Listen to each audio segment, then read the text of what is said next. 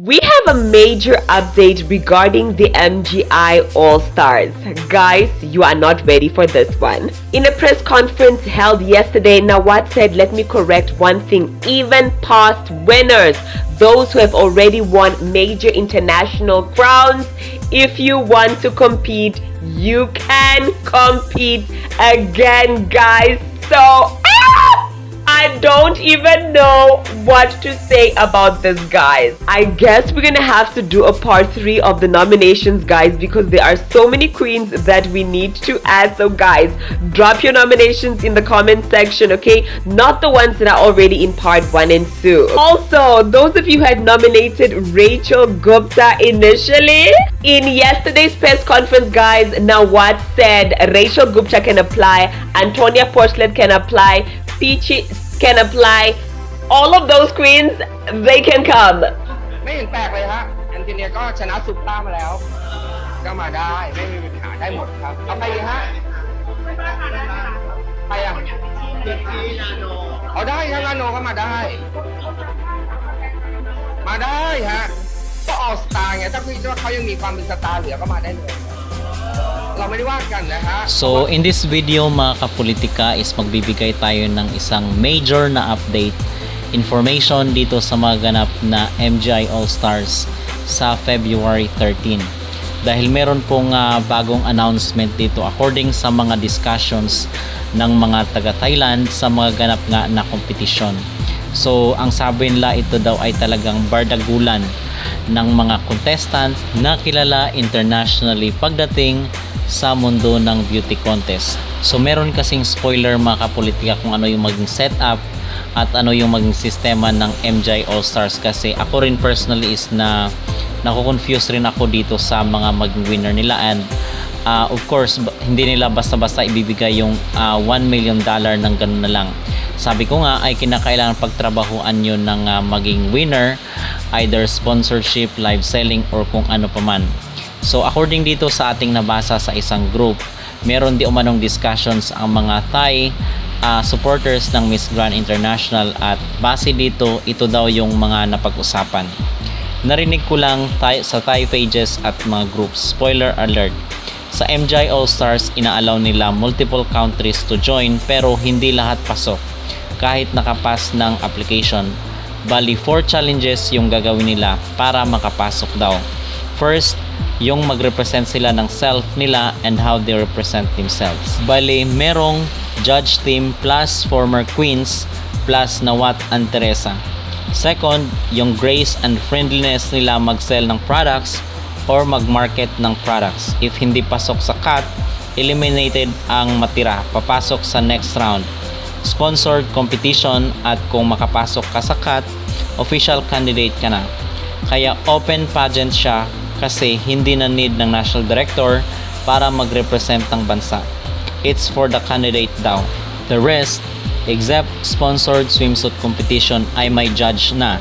Tapos daw ang papasok sa top 20 or 25 ay portion ng team score plus CDI plus prelims. Then pag nasa top 20 or 25 na lahat, non-judge na. Those girls na pasok sa top 20 over 25 ay salang-sala na daw at good attitude na. At saka 22 lang pala ang via judging daw.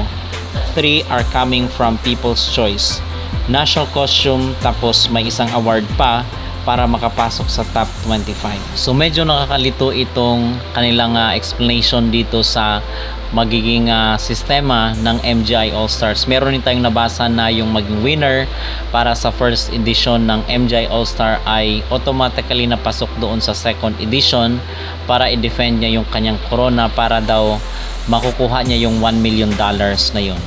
So yun daw ang kanilang magiging criteria. And then dito naman ay sinasabi na walang national director na mag-facilitate para doon sa kandidata. Talagang mismong yung kandidata or yung beauty queen na yon ang magpusa na mag-represent ng kanyang sarili doon sa Miss Grand International. So wala nang kompetisyon na mangyayari dito sa ating bansa or locally. So diretso na doon sa Miss Grand International. Parang nag-a-apply ka ng trabaho mga kapolitika, magsasubmit ka ng mga resume mo, ng mga papers mo. Kung qualified ka and then interviewin ka, At meron din umanong hurado sila Teresa at Sinawat at yung mga former beauty queens at meron ding mga panel of judges.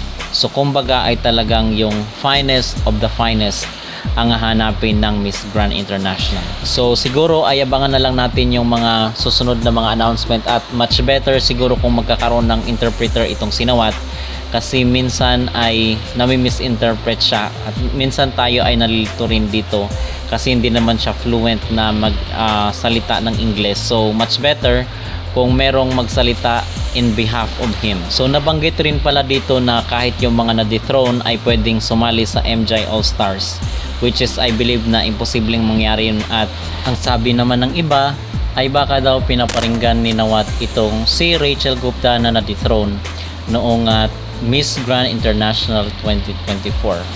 From what I've heard from Miss Grand Emma Tiglao, the MGI All-Stars format will be like first edition winner will compete again on second edition, automatically on top 25. The first MGI All-Stars winner will defend her crown on the second edition. If the queen defended it again, she will compete again on third edition, automatically top 25. So if the queen won again, she will receive $1 million. So yun daw mga kapolitika ang pagkaintindi nitong isang netizen natin na nag-comment dito sa social media. So ibig sabihin ay 3 taon mong pagtatrabahuan yung $1 million na yun at kinakailangan na ma-defend mo siya in 3 consecutive years. So from this perspective mga kapolitikan na 3 taon mo palang pagtatrabahuan yung $1 million na yun at kinakailangan na manalo ka in 3 consecutive years. Do you think na worth it ito para sa isang kandidata na sumali dito sa tinatawag nila na MGI All-Stars? Para sa akin, ang aking maging opinion at ang aking maging reaksyon ay parang imposible yon na mananalo ka in 3 consecutive years. Ano sa tingin nyo mga kapolitika? Comment down below at huwag kalimutang mag-like at mag-subscribe na rin kayo para updated kayo sa ating mga latest issue.